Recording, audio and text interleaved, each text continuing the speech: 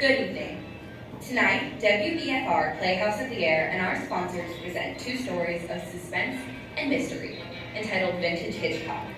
Each week at this hour, we invade your living rooms, providing your radio holds up, and bring you exciting stories of the strange and unusual, dark and compelling yarns pulled from the four corners of the world, bringing murder back into the home, where it belongs. Tonight, we present two tales immortalized on celluloid by the master of suspense, Alfred Hitchcock, The Lodger, and The 39 Steps.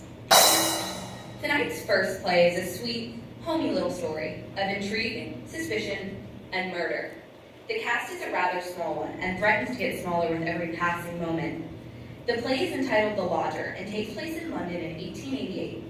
The newspaper headlines scream of a killer on the loose, going by the name of the Avenger, whose fifth victim has just been discovered. As our story begins, we meet Ellen Bunting and her husband Robert, a couple with rooms to let in their modest home in the Whitechapel district. And now, The Lodger. Horrible murder! Read all about it. Avenger strikes again. Robert, how about this Avenger person? You know, he could be the person you're standing next to, or maybe the man you bump into. It's a terrible thought. Yes, if only the police had something to go on. It looks like the Avenger is just too quick for them. But look here. It says this girl he got last night was all like the others.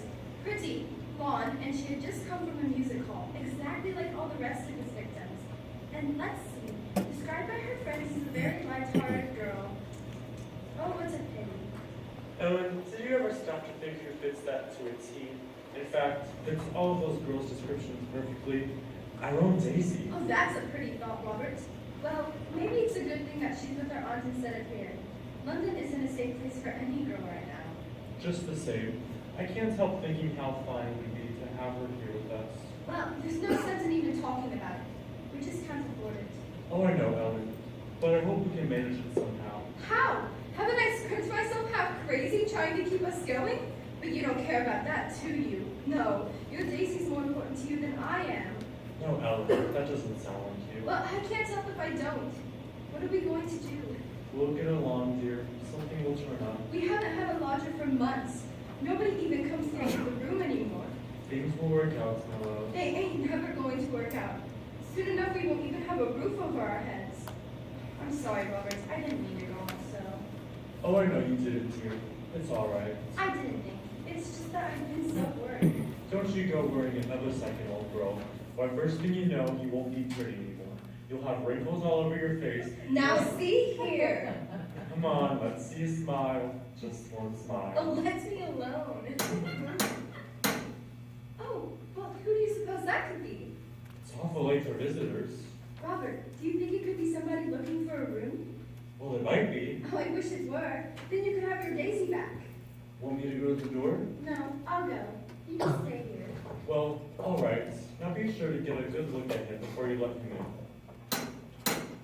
Oh, I'm coming. Good evening, sir. I saw your sign. It says you have a room to rent. Yes, sir. Yes, please, won't you come in? Thank you. It's a horrid night out there, isn't it? Coming down in sheets. Might I take your cape, sir? No, thank you. Now, I'm looking for a quiet room. It must be very quiet. Oh, we have that, sir, just that. Above all, our house is quiet. Fine. Your bag, sir. May I take it? I'll hold it. Do you have any other bags? Just the one. Now, if you'd be so kind as to show me the room, please. Oh, yes, yes, of course, sir. It's right up these stairs. This way. You see, sir, there's just my husband and me here. And we're ever so quiet, and I'm sure you'll find this room to your liking, sir. Here we are. Now I'll just light the gas. There we are. Very good. I think I like this room. Yes, it is pleasant, isn't it? And there aren't many rooms with such pretty pictures, are there now? We've had them in the family for years, sir. Pretty pictures interest me very little. But what does impress me about this room is the very simplicity of it. The bareness. Yes, sir. It is not at all crowded, yes. It would be quite suitable, Mrs. Bunting, sir. Mrs. Bunting, you see. I do a great deal of studying in my book here, the Holy Bible. Yes, sir, and please let me help you with your bag. No, don't touch it. Well, I only wish to help. Yes. Forgive me, Mrs. Bunting. It's just, I'm quite weary and very tired. You see, I do a lot of studying. Oh, yes, of course, sir. He bringeth them to their desired haven. Beautiful words, Mrs. Bunting. Indeed they are, sir. And now, at last, I have found my haven of rest. Yes, sir. Then you'll be taking the room? Let us see now. What are you going to charge me? I shall be staying in most of the time. I shall be wanting meals. Oh, we can see to that, sir. Now, Mrs. Bunting, if I pay you 42 shillings a week for this room, is that satisfactory? Oh, why, yes, sir, that will be quite all right.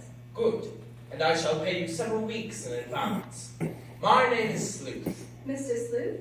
S-L-E-U-T-H. Think of a hound, Mrs. Bunting, and you'll never forget my name. And here are your 42 shillings.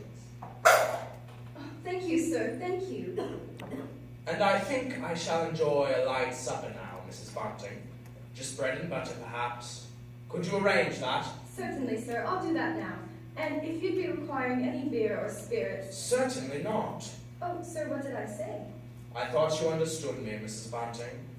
And I had hoped that you and your husband were abstainers. But we are, sir. We don't keep nothing about. I would have to go out and... Oh, of course, Mrs. Bunting.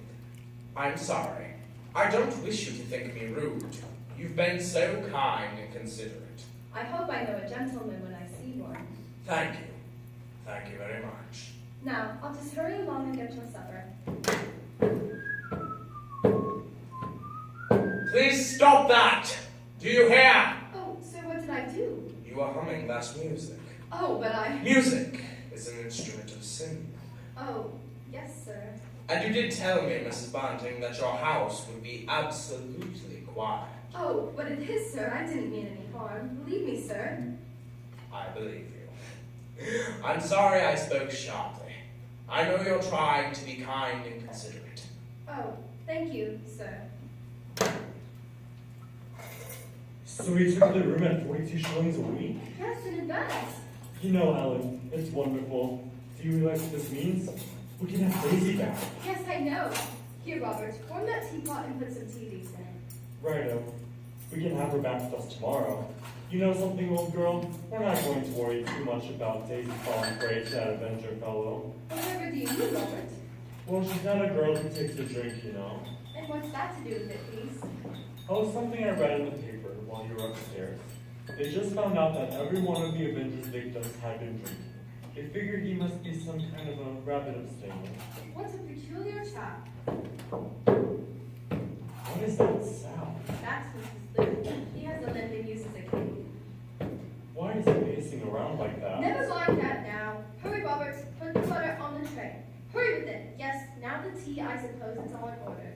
Open the door, Robert. I'll take it out to him right away. There you go, old girl. First thing in the morning, I'm going to fetch Daisy and bring her home. Oh, it's a wonderful thing, Ellen. Just wonderful. Hurry up with the supper, old girl. Oh, I mustn't do that. Let not thy mind be drawn away in her ways, neither be thou deceived with her paths.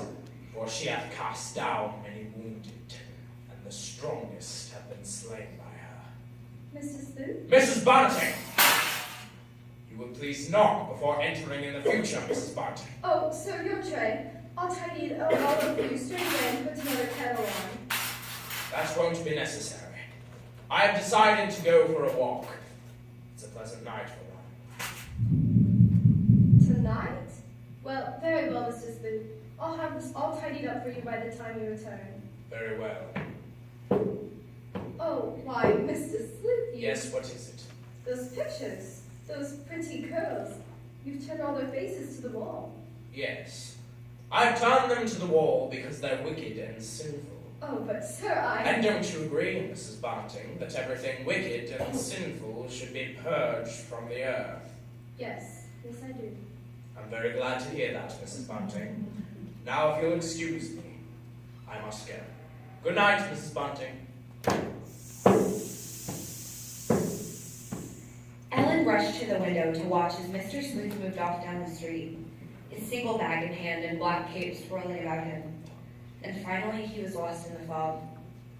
She stared after him for a long while before doing the dishes and retiring for the evening. And a restless night she had. Almost dawned before she had convinced herself that at most, Mr. Sleuth was a trifle odd. And, after all, paying 42 shillings, maybe he had a right to his strange ways. It was daylight when she was suddenly awakened by the shouting of the newsboys. Horrible murder! Read all about it. Murder at King's Cross last night. Avenger strikes again. Ellen was a little frightened to meet our lodger the next morning. She couldn't quite understand her uneasiness in his presence.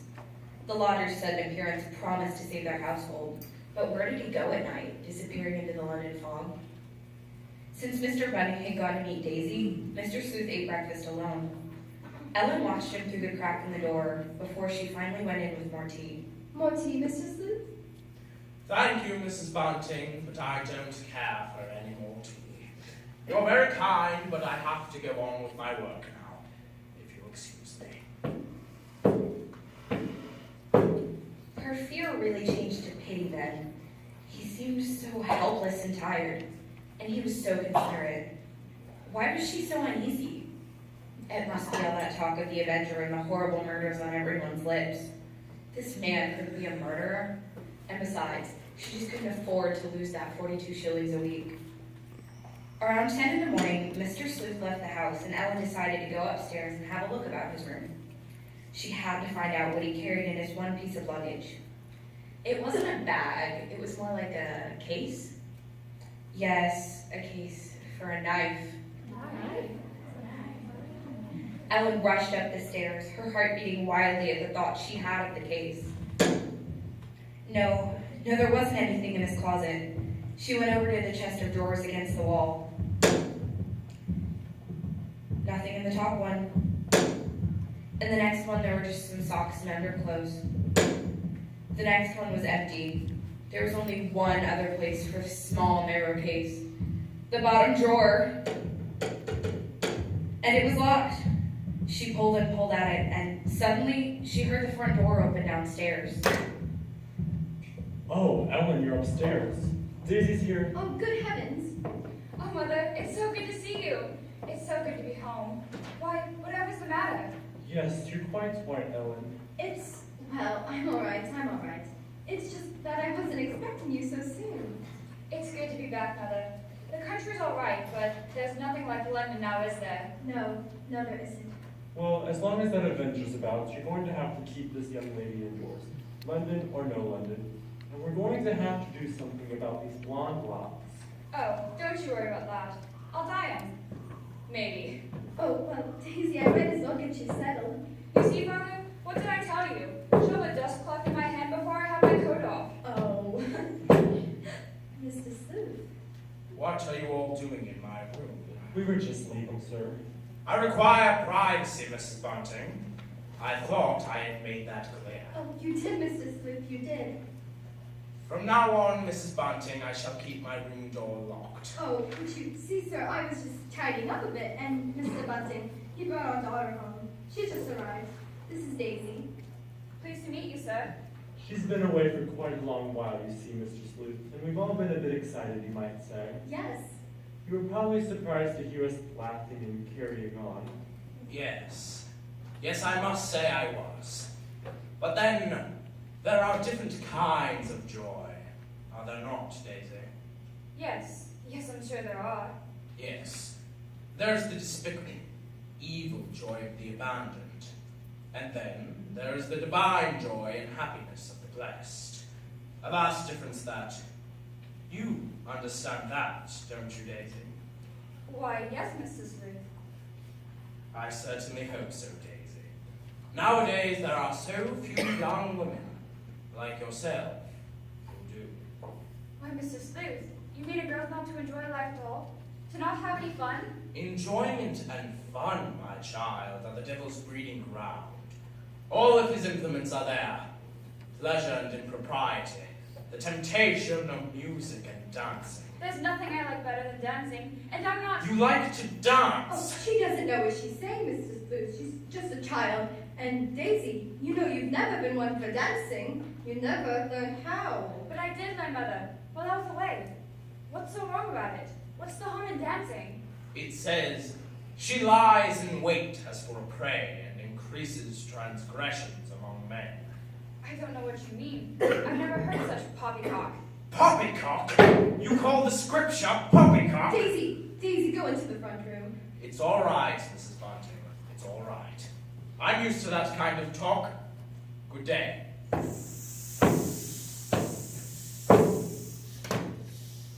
He's a queer one, all right.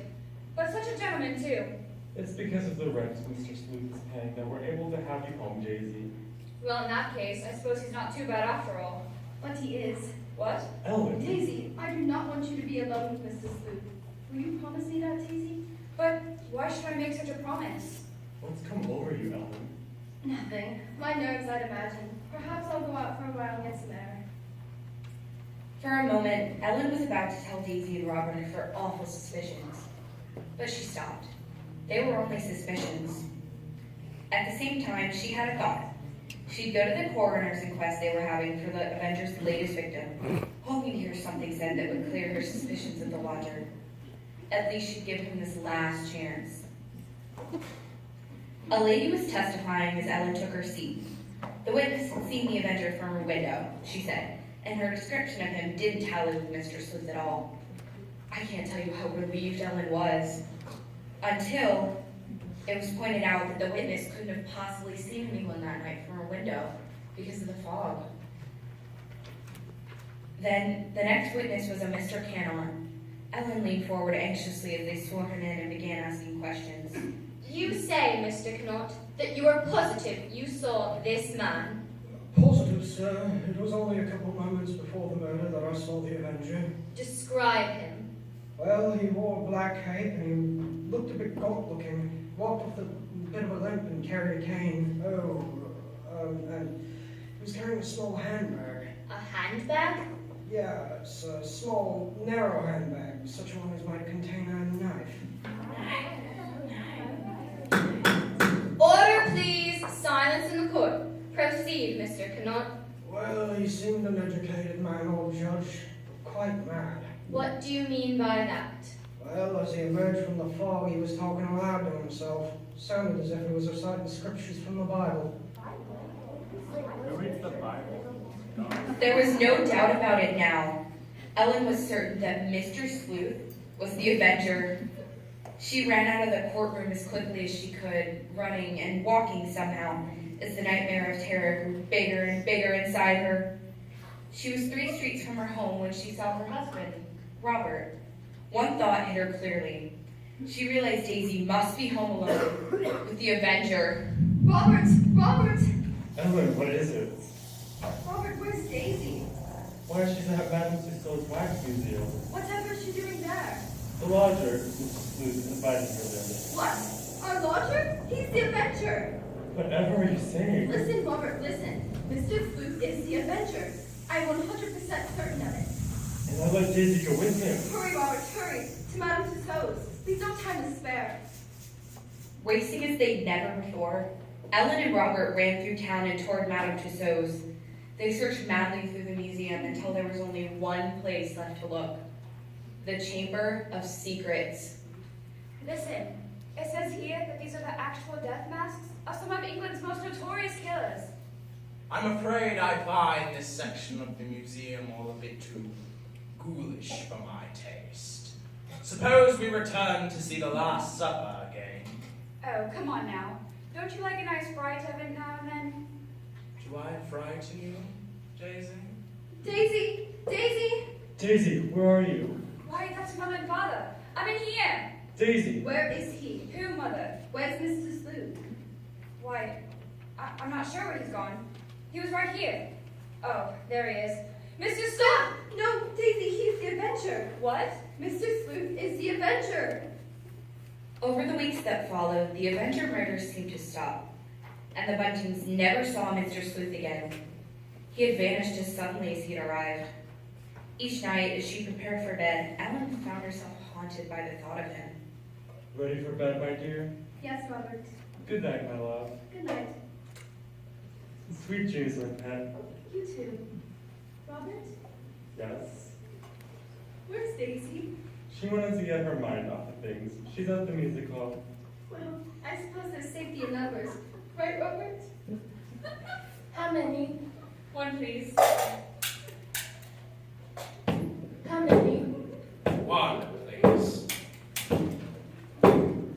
Extra, extra, Avenger strikes again. Avenger kills blonde at music hall. That was a warm and very touching little fable, wasn't it? Naturally, the Avenger was eventually caught, indicted, tried, convicted, sentenced, and paid his debt to society. Although this didn't put an end to the occasional newspaper headline announcing yet another murder of yet another young blonde woman. But in the case of the lodger, crime does not pay. Not even on radio. You must have a sponsor. Here's ours! Air travel has come a long way since passengers crouched in open cockpits bundled to the eyes. Now, comfort makes its greatest advance in the history of flight. Imagine an airplane so perfectly air-conditioned that even the faintest trace of tobacco smoke is filtered from the atmosphere you breathe. Gracious stewardesses serve you cocktails and champagne dinners aloft, and pilots with years of experience in the friendly skies guide you smoothly to fascinating destinations just hours away. Mount Rushmore, the Statue of Liberty, and San Francisco's Golden Gate Bridge, just to name a few. On North by Northwest Airlines, the world leader in air travel, first class is the only service we offer. So, come fly with North by Northwest and get a real picture of how wonderful air travel can be. Whatever direction you should fly, try North by Northwest. With first class service high in the sky, fly North by Northwest. Destinations galore, so much fun in store, from sea to shining sea. When it's time for up and away, fly North by Northwest. Call North by Northwest Airlines ticket offices or see your travel agent today. When it's time for up and away, fly North by Northwest.